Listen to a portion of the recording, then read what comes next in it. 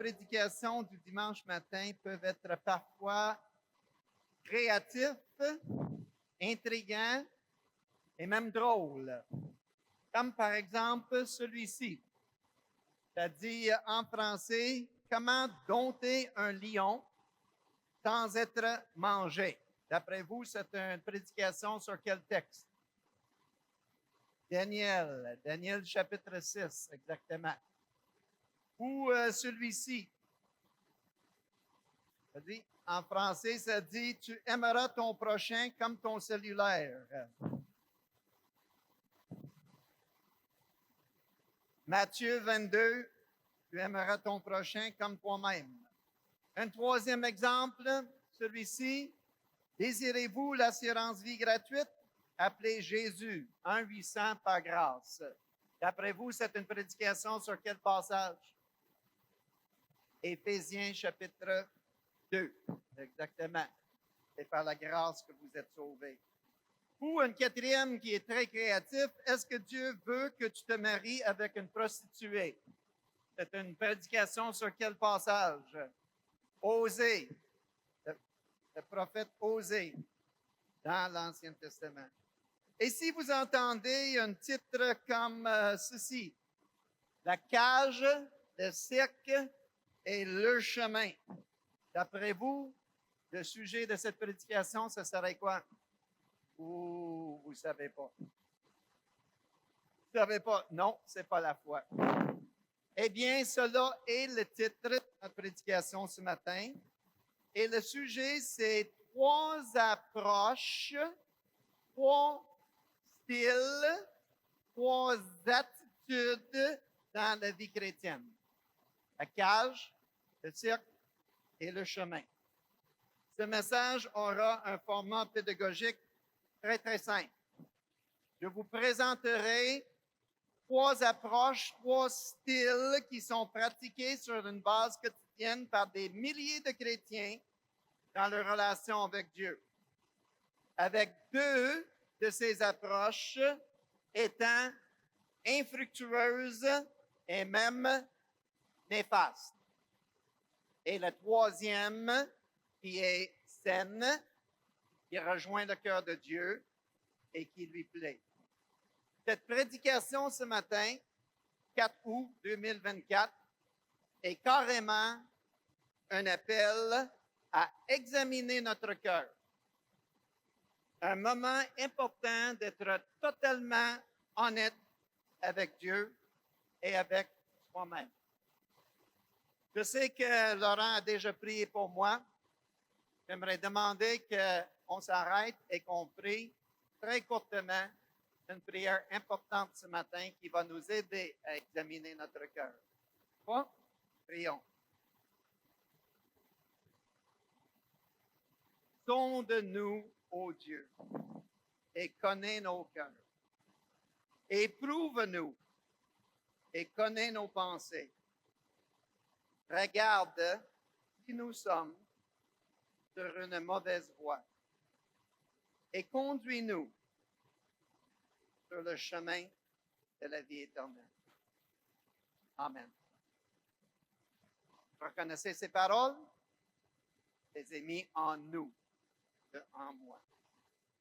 Donc, le premier style de vie chrétienne qui est pratiqué régulièrement, bien malheureusement, par des milliers de personnes, est représenté symboliquement dans ce message par une cage. Cette approche est caractérisée par l'habitude et le désir fort de mettre des restrictions sur soi-même et sur les autres.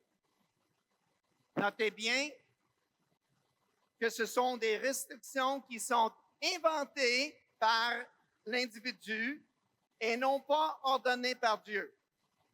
Et donc, ce sont des restrictions artificielles. Les personnes qui sont extrêmement confortables à vivre dans cette cage et qui désirent ardemment garder le plus grand nombre que possible avec eux dans la cage appellent leur approche noblement une approche conservatrice à la vie chrétienne. Un beau mot, hein? Conservateur. Conservatrice. Ça sonne bien dans l'oreille, n'est-ce pas? Quand en réalité, le vrai nom, c'est le légalisme. Le légalisme. Cette approche de légalisme incarne deux autres caractéristiques. Premier, de questionner régulièrement les actions et les motivations de cœur des autres, posant souvent la question « Pourquoi ?»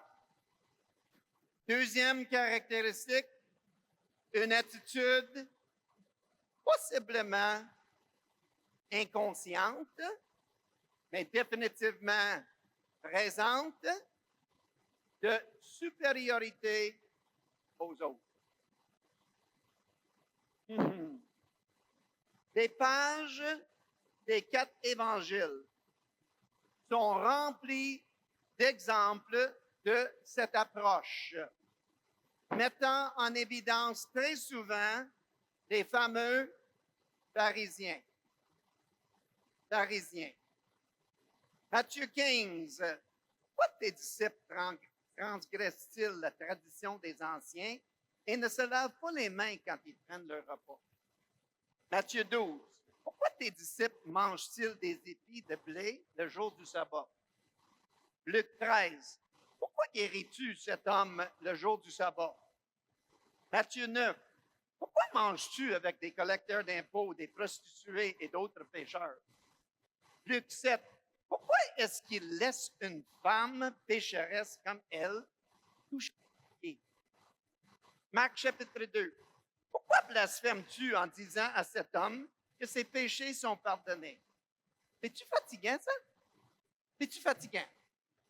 C'est fatigant. C'est fatigant. Les pharisiens n'étaient pas les seules personnes coupables de ce légalisme. D'autres gens ont posé des questions très semblables. Luc chapitre 5, les disciples de Jean-Baptiste. Pourquoi tes disciples ne jeûnent pas?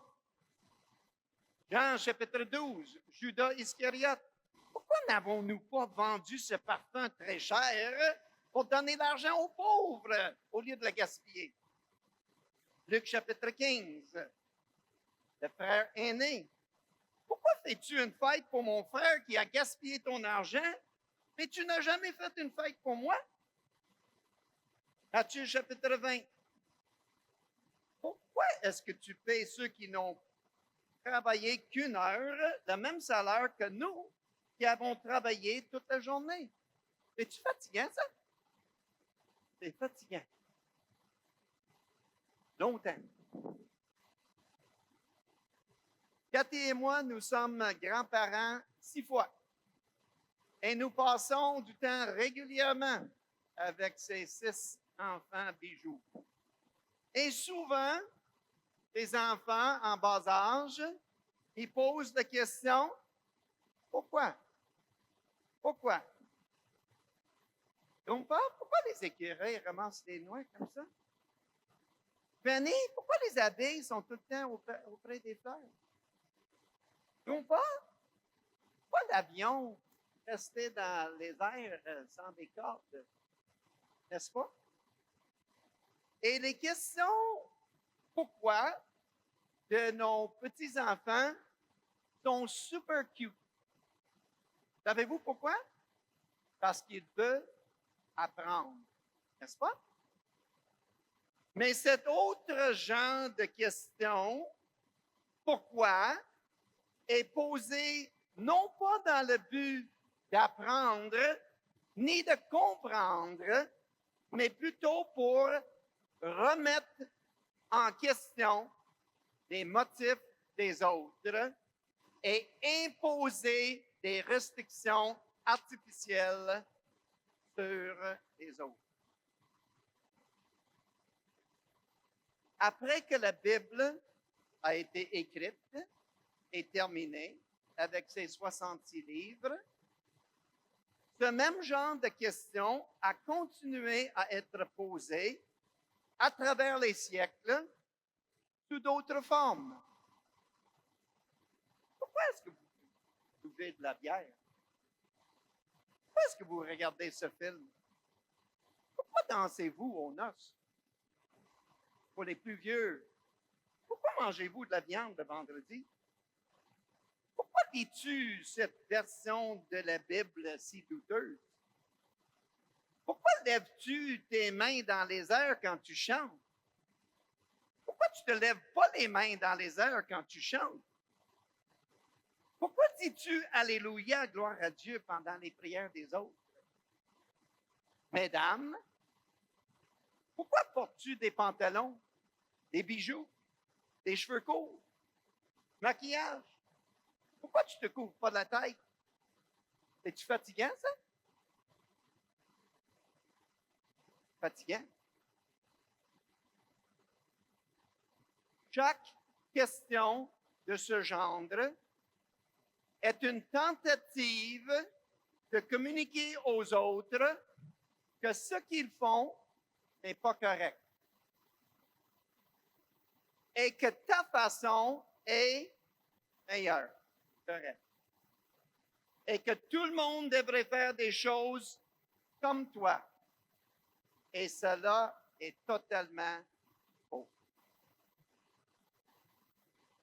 Vous serez tenté à dire, oui, mais Jerry, nous avons évolué depuis cette période-là, quand ces questions comme ça étaient posées des années 70, 80, 90, début des années 2000. Et on a évolué. Ah oui? Les gens disent, nous ne disons plus vraiment des choses comme ça. Oui.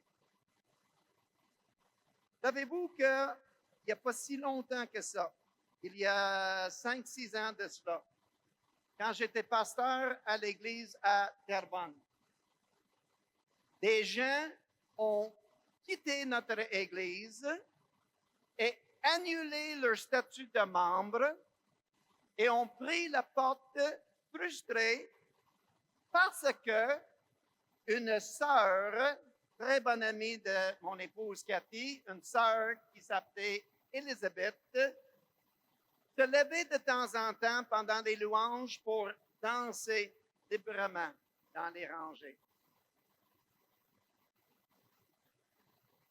Ils sont venus me voir, comme j'ai dit, pasteur à l'époque, pour me dire, cela me dérange énormément. Elle ne devrait pas faire cela, c'est pas correct. Pourquoi doit-elle danser à l'église comme ça quand elle peut danser chez elle? Imaginez la consternation et la stupéfaction que j'ai semé dans leur cœur quand j'ai répondu c'est parce que la parole de Dieu nous exhorte clairement dans les psaumes, dans Psaume 149, louez le nom de l'Éternel avec des danses, célébrez-le avec le tambourin et la harpe. Et aussi parce que les paroles des chants écrits sur l'écran disent « Oh, je danse car tu es bon, oui, Oui. Danse, danse, danse, dans ce lieu où tout s'est inventé. Nous en chante, chante, chante. La gloire du Seigneur. À l'Esprit de Dieu habite en moi. Je danse comme David. Et donc, je leur ai dit, dans le fond, c'est seulement Élisabeth qui obéit littéralement à Dieu. Et tous nous autres, nous sommes dans le champ.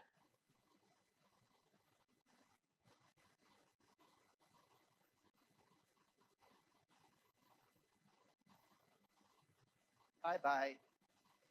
Amusez-vous dans votre prochaine église. Mais ici, on va continuer à être libre dans le Seigneur. Je pourrais continuer longtemps sur ce premier point. Et je vais être sensible au temps ce matin. Et donc, je vais conclure le premier point en vous donnant une question d'évaluation pour votre cœur dans ce premier domaine, le domaine du légalisme. Vous êtes prêts?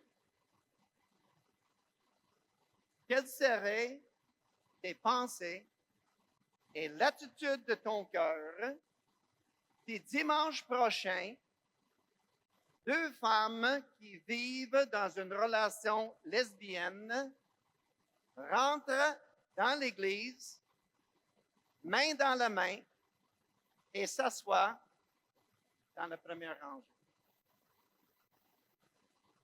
Je vous rappelle que l'Église de Jésus-Christ est un hôpital spirituel, ouverte à tous, composée de pécheurs sauvés par la grâce merveilleuse de notre Dieu d'amour. Je vous rappelle également que Jésus, notre Sauveur, mangeait régulièrement avec des collecteurs d'impôts, des prostituées et d'autres pécheurs. Je vous rappelle également que les gens en santé ou qui se pensent en santé et qui vivent dans une cage n'ont pas besoin du médecin Jésus, mais c'est plutôt les malades qui en ont besoin. Savez-vous que j'ai déjà entendu des chrétiens dire, avec une sauce verbale de dégoût extra piquante et très évidente, mais elles sont des liens.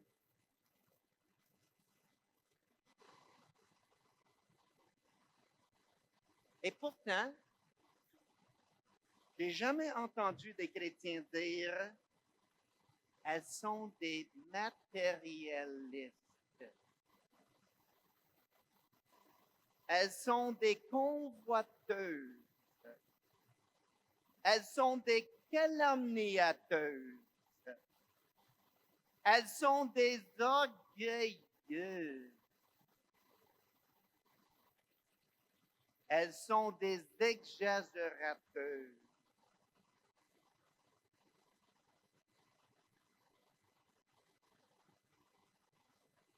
Frères et sœurs, il n'y en a pas de gros péchés et de petits péchés. Il n'y en a pas de péché mortel et vénial. Selon la parole de Dieu, le péché est le péché.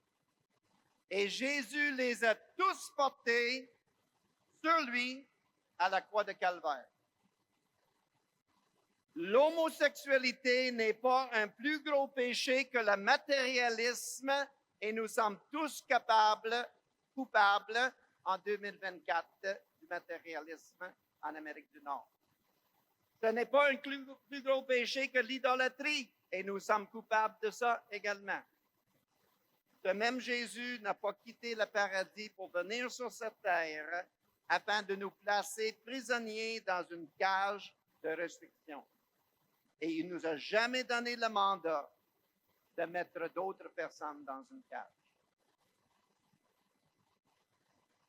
La deuxième approche à la vie chrétienne est représentée dans cette étude par un cirque. Un cirque.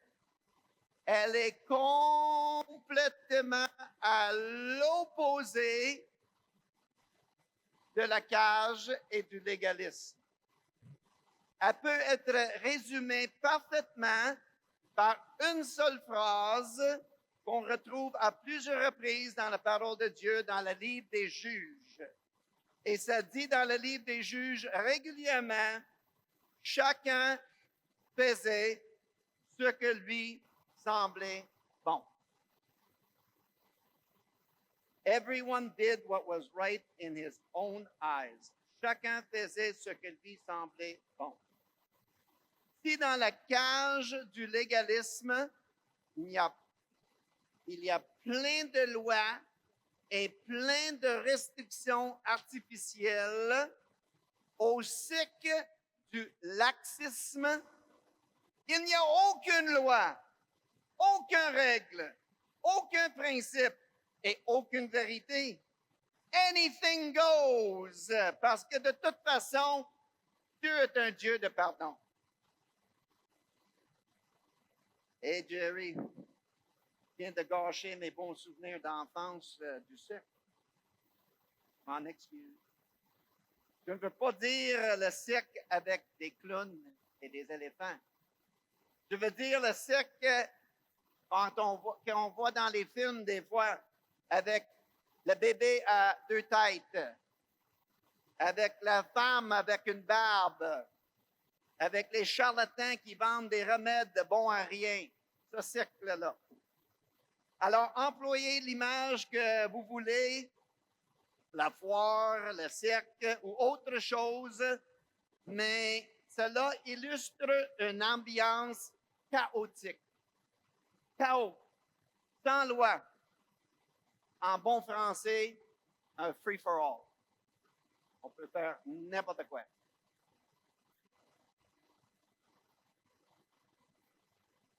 Saviez-vous que plusieurs des épîtres du Nouveau Testament ont été écrits afin de corriger soit des attitudes de légalisme, comme l'Épître aux Galates, ou une attitude et des comportements de laxisme et de libéralité. Et plusieurs de ces exemples de vie sans loi ni direction se retrouvent dans l'Épître aux Corinthiens. L'Église à Corinthe était un cirque. C'était le chaos, un free-for-all, régulièrement. Et Paul a écrit pas une, mais 2 lettres à cette Église pour les ramener vers le bon chemin. Dans 1 Corinthiens chapitre 5, Paul reprend sévèrement les croyants de cette Église pour l'immoralité sexuelle qui est répandue chez eux. Au point que, dans un cas, dans l'Église, un homme avait des relations sexuelles avec l'épouse de son père. Le grec n'est pas super clair, donc on ne sait pas si c'est sa mère ou sa belle-mère, mais dans les 2 cas, c'est tordu et perverti. Ailleurs, dans cette même lettre, chapitre 14, Paul leur adresse une autre correction, les informant que le désordre et le chaos démontrent au culte en laissant tout le monde parler en langue en même temps, sans aucune interprétation, est un très mauvais témoignage pour l'Église auprès des non-croyants. Et Paul écrit, vous avez l'air des fous. Vous avez l'air des fous aux yeux des non-croyants. C'est pas un compliment, ça. Dans une autre situation, chapitre 11, lors du repas du Seigneur, que pour eux, dans ce temps-là, c'était un repas complet. Ce n'était pas comme nous avec un petit pain et jus, c'était un repas au complet. Et dans cette situation-là, les gens mangeaient souvent sans attendre les autres, avec des divisions et des querelles. Je ne veux pas m'asseoir avec eux, donc je m'assois ici, je ne veux rien savoir d'eux. Avec certaines personnes qui étaient ivres, qui étaient sous pendant le repas. Est-ce que je vous ai dit free for all? C'est un free for all. les commentaires et les reproches de Paul aux chrétiens de cette Église concernant leur comportement de cirque, free for all, chaotique, sans loi, veut tout dire. Il leur a dit dans 1 Corinthiens 5, 6, vous n'avez vraiment pas de quoi être fiers. 1 Corinthiens 14, 23, vous avez l'air des fous. 1 Corinthiens 11, 22, je ne vous félicite pas, vous devez avoir honte.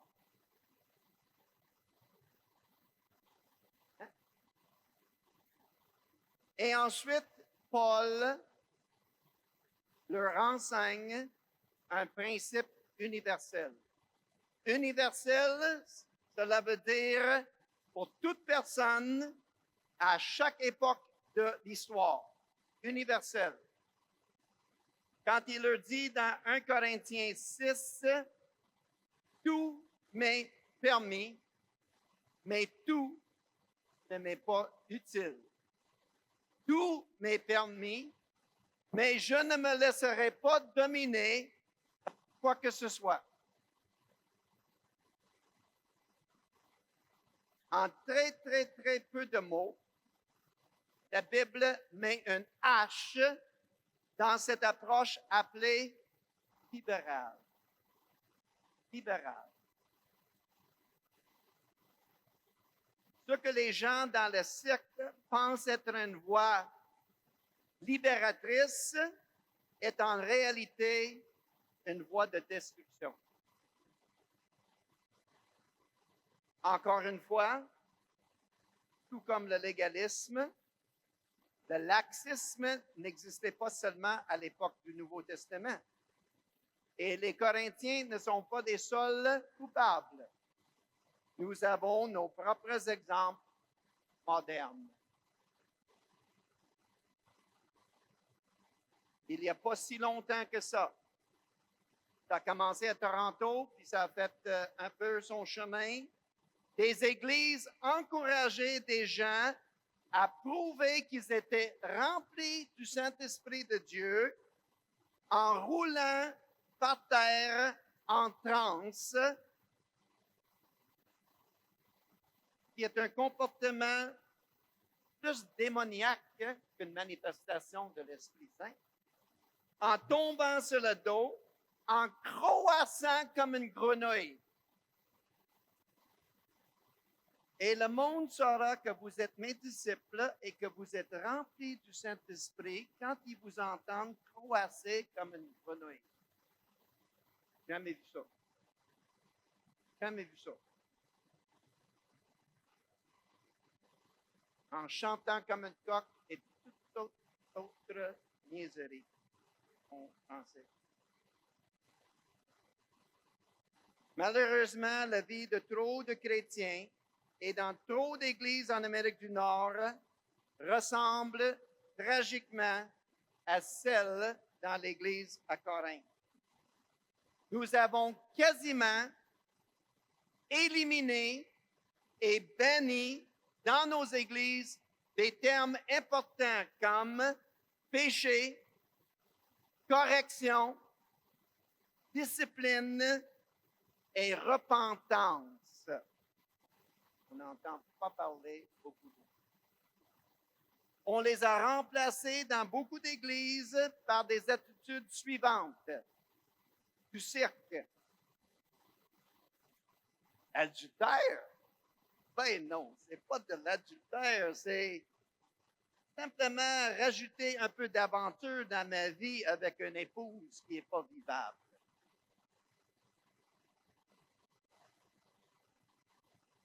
Pornographie? Pas la pornographie, c'est un stimulant pour ma vie sexuelle. Et tous les hommes le font d'ailleurs. L'homosexualité, c'est pas grave. Ce qui est important, c'est qu'ils s'aiment.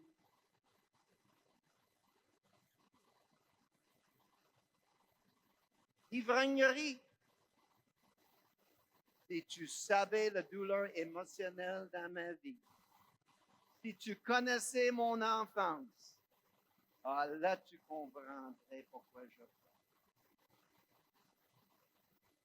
Le matérialisme. Non, mais tu comprends pas. J'ai eu un super bon livre. L'idolâtrie.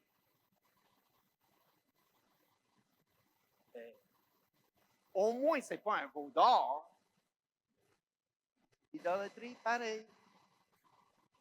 Chers amis, la parole de Dieu est un manuel d'enseignement pour diriger, guider, encadrer et gouverner notre vie sous la direction et la puissance du Saint-Esprit. Elle contient des lois, des principes, des exhortations, des instructions et des vérités extrêmement claires, précises et détaillées. Est-ce que deux femmes dans une relation lesbienne sont les bienvenues d'assister à notre Église? Oui, parce que la parole de Dieu enseigne clairement que Jésus les aime et les accueille. Est-ce que ces deux mêmes femmes devraient prendre part à la table du Seigneur? Non. Faire partie de l'équipe de louange? Non. Prêcher la parole de Dieu le dimanche matin? Non. Être membre de l'Église? Non. Être pasteur? Non. Est-ce que nous devrions les marier? Non. Parce que la parole de Dieu nous donne des principes, des vérités, des instructions et des cadres de comportement qui nous appellent à la sainteté. À la sainteté, pas au chaos, ni à une tolérance pervertie et destructrice. Alors, chers amis, si la cage n'est pas une bonne approche et le cycle n'est pas la réponse à la vie, quelle est la voie à suivre? Eh bien, la troisième et dernière approche à la vie chrétienne est celle qui est équilibrée et saine, celle qui plaît à Dieu, la voie de la vie éternelle qui est représentée par un chemin. Un chemin. La vie chrétienne est en réalité un pèlerinage. C'est un mot qu'on ne comprend pas aujourd'hui en 2024, le voyage du pèlerin. C'est quoi ça, un pèlerin? Un pèlerinage. En anglais, on dit a journey. Un bout de chemin. J'ai un chum à Ottawa, Paul. On est amis chrétiens depuis plus que 40 ans. 100 fois par année, il me dit, how's it going on the journey? Where's God on the journey? Un pèlerinage. Un pèlerinage. C'est une relation personnelle et quotidienne avec Jésus. Notre sœur nous a dit ce matin, ouvre la parole. Ouvre la parole et goûte. Goûte. Goûte à la bonté du Seigneur et connaître Dieu.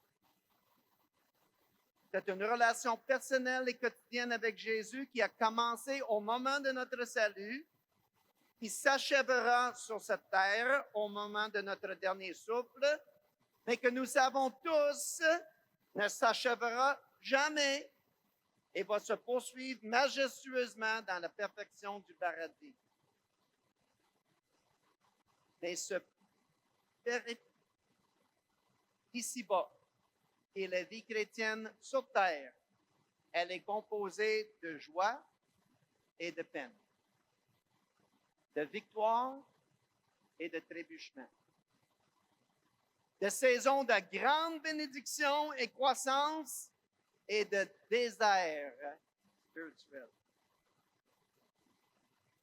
Savez-vous ce qui est le terme qui est utilisé le plus souvent dans les épîtres pour décrire la vie chrétienne, c'est-à-dire notre relation avec Dieu et la vie au sein de l'Église, plus que 60 fois?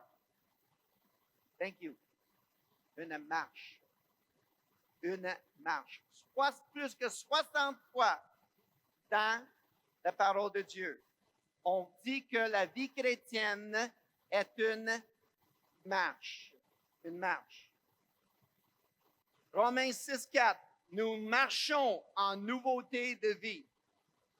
Galates 5,16. Marchez par l'Esprit. 2 Corinthiens 5. Nous marchons par la foi et non par la vue. Éphésiens 5. Marchez dans l'amour. Marchez comme des enfants de lumière. Colossiens 4. Marchez avec sagesse. 2 Jean. Marchez selon mes commandements. Colossiens 1. Marchez d'une manière digne du Seigneur. Est-ce que vous êtes convaincus? Une marche. Une marche. Psaume 23. L'Éternel est mon berger.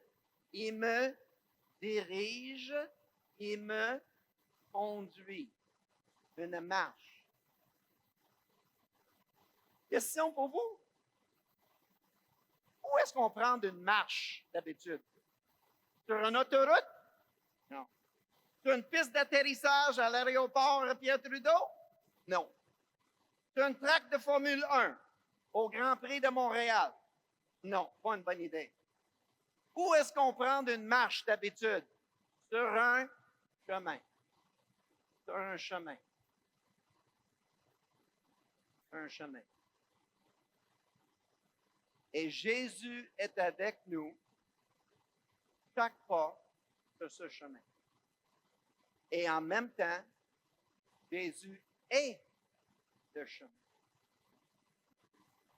Et ce chemin de la vie éternelle est rempli de co-pèlerins, d'autres qui sont sur le même trajet que nous.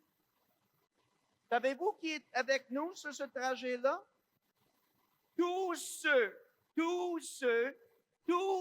qui proclament que Jésus est Sauveur et Seigneur et qui désirent à vivre en obéissance à ses voies.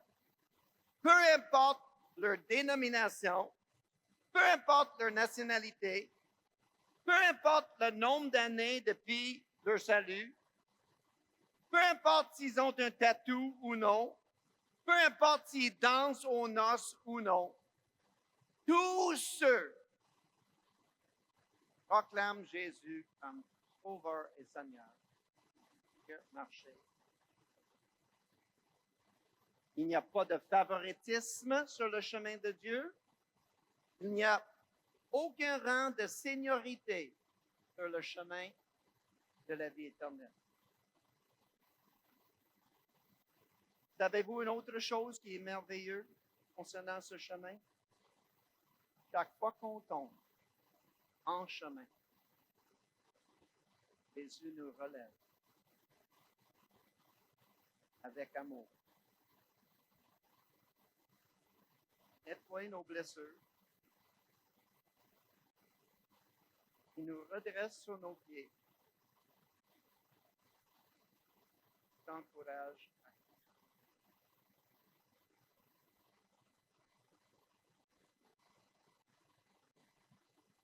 Et parfois, Jésus utilise d'autres personnes sur le chemin pour nous aider à se relever. En 2008, bien avant qu'on ait mis nos pieds dans cette église, notre mariage n'allait pas bien. Et Dieu a mis un couple sur notre chemin. Harry, sont relevés, nous ont aidés à nettoyer nos blessures,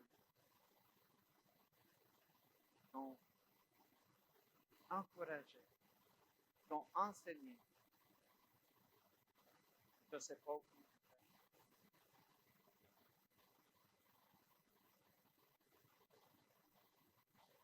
La journée qu'on est arrivé pour notre thérapie, mon cœur était tout noir, tout fermé.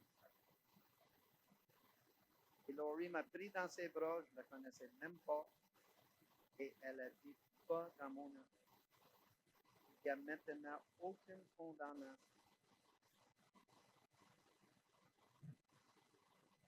parole-là en face.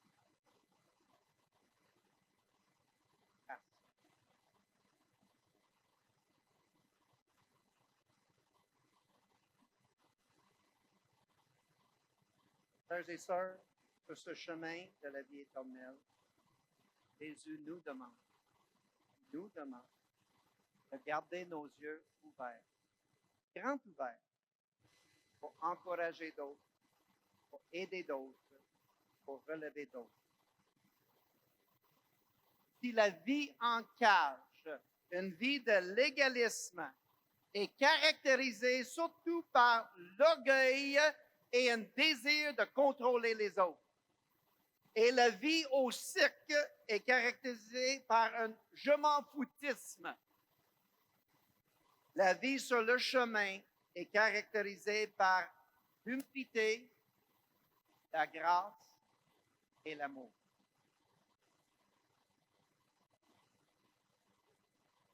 L'humilité, la grâce et l'amour dans toutes nos relations avec Dieu. Quand tu as le goût de contrôler, de juger, de culpabiliser une autre personne, pose-toi la question, ils sont sur le chemin? Et s'ils sont sur le chemin, laisse le Saint-Esprit faire son travail et mets ta langue dans ta bouche. Parce qu'ils sont un faux pèlerin que tu devrais encourager plutôt que contrôler. Quand nous marchons sur le chemin correctement, avec humilité et grâce, savez-vous ce qui va arriver? Toutes nous autres, dans toute cette communauté, à toutes les semaines et à tous les jours de la semaine, à Joliette, à l'Assomption, à l'Épiphanie, à Repentigny, à Terrebonne, nous marchons régulièrement, remplis du Saint-Esprit, avec grâce, humilité et amour. Savez-vous ce qui va arriver? Des femmes prises à l'esclavage du lesbianisme et bien d'autres personnes vont rencontrer personnellement et merveilleusement Jésus. Et Jésus les sauvera, les guérira et les conduira dans la voie de la vie éternelle. La vie en Jésus n'est pas un légalisme enchaînant. Ce n'est pas non plus un cirque destructeur, mais plutôt un chemin de liberté. Liberté. Jean 8, 36, mon frère en arrière. Si donc le Fils vous libère, vous serez réellement libre. Galates 5, 13. Mais ne faites pas de cette liberté un prétexte pour satisfaire les désirs de votre nature pécheresse. Vous voyez comment ces deux versets vont ensemble? Le Fils vous franchira et vous serez réellement libre. Mais n'utilisez pas cette liberté comme un prétexte pour pécher. Colossiens 1:10, maintenant marchez d'une manière digne du Seigneur pour lui plaire entièrement. Chers amis, si vous réalisez ce matin que vous avez une tendance dans votre vie chrétienne, soit vers la cage, soit vers le cirque, venez sur le chemin de liberté pour y rester pour le bon.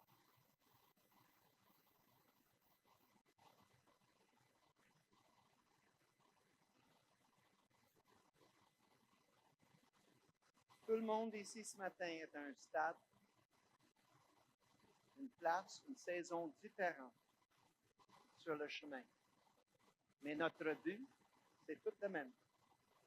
c'est de connaître Jésus de plus en plus intimement afin de le glorifier par notre vie et d'aider d'autres à rester sur le chemin. Frères et sœurs, marchons avec Jésus et dans ses traces, avec humilité, grâce et amour, en reconnaissance pour cette vie qui nous a fait.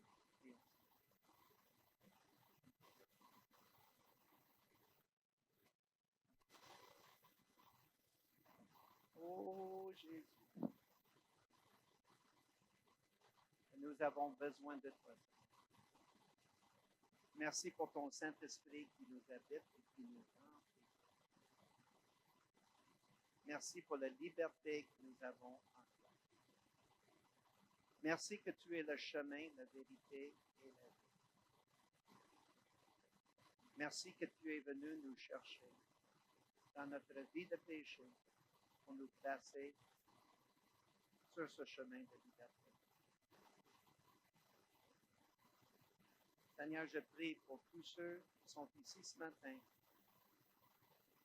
à cause de leur arrière-plan ou leur premier pas dans la vie chrétienne, qui ont une tendance vers cette cage, à vouloir imposer des restrictions sur d'autres ou sur eux-mêmes qui ne viennent pas de toi. Mettez-les sur le chemin de la liberté. Seigneur, je prie pour ceux qui, et il y en a beaucoup, qui ont une tendance vers le laxisme, la libéralité, le free-for-all. Seigneur, ramène-les par ton Saint-Esprit vers le droit chemin. Seigneur, au nom de chaque frère et sœur ce matin, je te demande pardon pour le nombre de fois que nous avons dévié du chemin de la liberté pour aller soit vers la cage ou vers le cercle. On veut en tant qu'individu et on veut en tant qu'Église dans cette région de l'anneau d'hier briller pour toi avec cette liberté qui va sauver des vies. Seigneur, sauve. Merci pour les baptêmes qui s'en viennent. C'est une démonstration de ton esprit à l'œuvre dans notre région. Seigneur, on n'est pas satisfait. On en veut d'autres. On en veut d'autres conversions. Et Seigneur, va chercher des personnes qui sont prises au péché avec ta puissance transformatrice. Utilise nos vies qui doivent être remplies d'humilité, de grâce et d'amour. Remplis-nous, Seigneur, de ta grâce, ton humilité et ton amour. Utilise-nous dans ce processus de sauver cette région. Pour ta gloire, Jésus. Amen.